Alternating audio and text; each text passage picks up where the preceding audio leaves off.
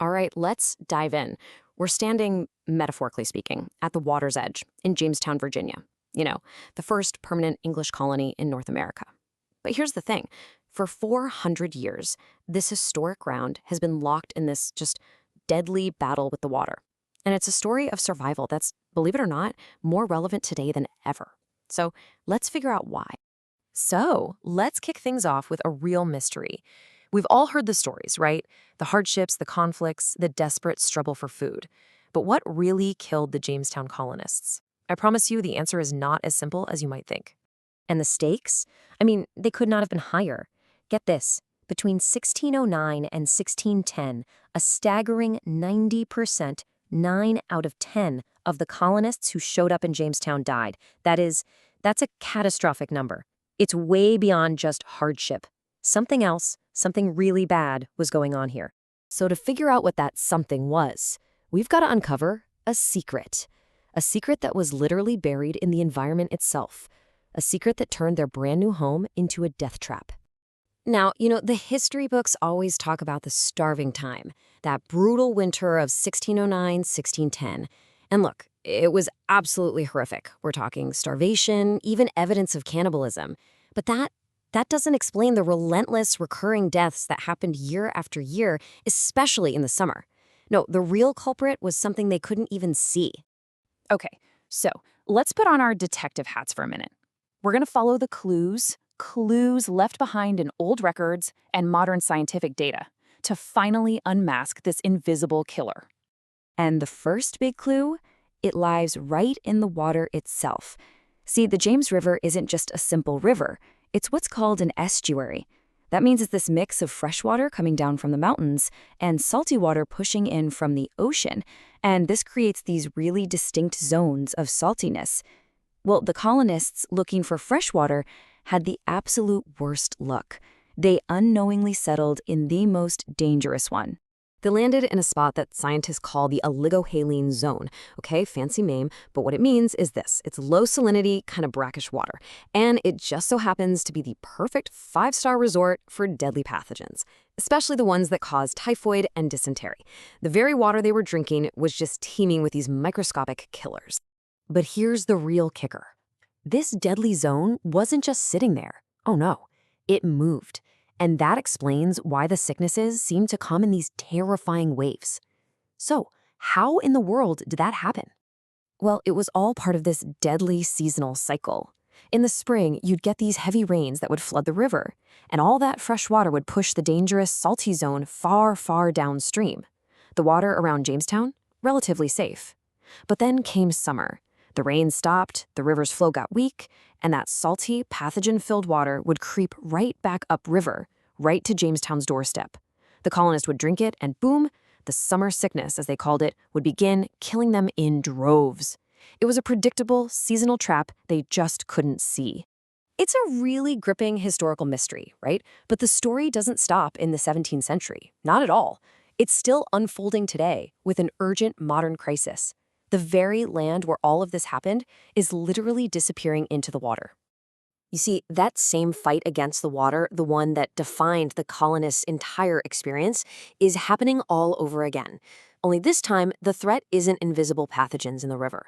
It's the river itself, rising up to swallow the land whole, all thanks to our changing climate. And check out this quote from 1854. It gives us this really powerful symbol of this loss. Someone writing back then remembered how people could once drive their carriages around this huge, mighty cypress tree. But now, he writes, it's at least 60 yards from the beach. It became this living, breathing marker of a world just washing away. That lone cypress finally gave up the ghost in 1993. It was a pretty dramatic symbol of this slow-motion disaster. Just look at that shoreline. It's all ragged and worn away. We're talking more than 25 acres of the original Jamestown site, land that holds priceless archaeological treasures, has already been lost forever to the James River. And here's the scary part. The problem is getting worse, and it's getting worse fast. Because of this double whammy of rising sea levels and the land itself actually sinking, the rate of loss is accelerating. Projections show that a huge chunk of Jamestown Island could be permanently underwater by 2050.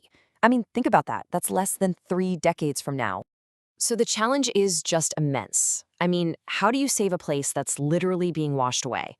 Well, the answer isn't to just fight the water with a bunch of concrete walls. It's about learning to work with it. The approach that's being pioneered at Jamestown is called Natural and Nature-Based Features, or NNBF for short.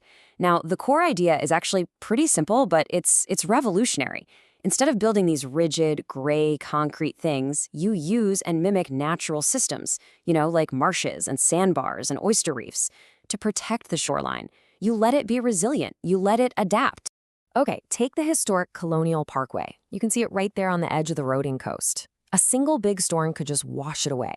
So one proposed solution is called the breach. Instead of a seawall, you'd actually cut a channel to let water and sediment flow into the marsh behind the road. What does that do? Well, it reduces erosion on the riverside, and it helps the marsh grow, creating this awesome natural buffer that protects the parkway. Pretty clever, right? Or how about this amazing idea? Every single year, the shipping channel in the James River has to be dredged. And that kicks up 200,000 cubic yards of sand and mud. So this concept, called the shallows, says, hey, why don't we use all that stuff to rebuild the natural shallow sandbars that used to protect the island? Those sandbars break up the wave energy before it can even hit the shore. It's basically turning a routine maintenance task into a massive restoration project. You see, the goal here isn't to build walls to try and freeze Jamestown in time. It's really about accepting that the landscape has always been changing, it's always been dynamic. The goal is to guide its evolution, to help create a shoreline that can absorb storms, adapt to rising water, and still protect the priceless history that's buried just beneath the surface. And that brings us right back to the beginning. Full circle. The story of Jamestown has always been a story of survival, right at the water's edge. And this is what that future could look like. You have these incredible designs like Isthmus Flats that imagine a whole new Jamestown, a place where boardwalks cross over these new adaptive marshes and a living shoreline actually welcomes the water instead of fighting it. It's a place where visitors can see not just the history of 1607, but the living, breathing history of a landscape that's learning to coexist with a changing climate. And that, right there, is why this work is so incredibly important. I mean, you can read about history in a book, you can see an artifact in a museum, but there is nothing more powerful than standing in the very place where it all happened.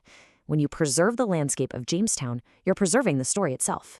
The Jamestown colonists, they faced this invisible threat in the water, and their survival depended on their ability to figure it out and adapt. Now, 400 years later, we are facing our own climate crisis on that exact same shifting ground. Their story of resilience echoes across 4 centuries, and it leaves us with a pretty powerful question. Can we learn to adapt too?